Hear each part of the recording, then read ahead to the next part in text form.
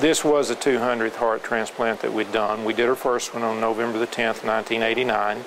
And, you know, the program has changed a lot over those 20 some years. Initially, the transplants were people that we could get donors for rather quickly. They didn't have long times on the waiting list. I had 2 heart attacks back when I was 45 years old. And then they started putting stents in me. And I ended up with 20 stents and a defibrillator.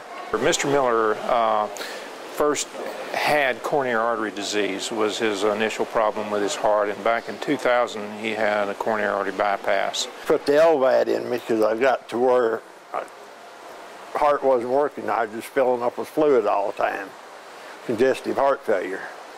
March of 2010, to be able to keep him alive until we could get him a heart for his transplant, we put HeartMate 2 in him.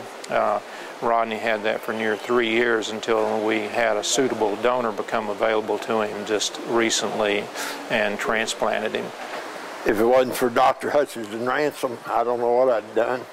And the staff here. I mean, 8B has got some of the best nurses, and they treat you like family. Rodney was very limited with his heart failure before we first saw him and put his HeartMate in. He couldn't be up and about the house. He had difficulty breathing at rest. He essentially had no quality of life at all.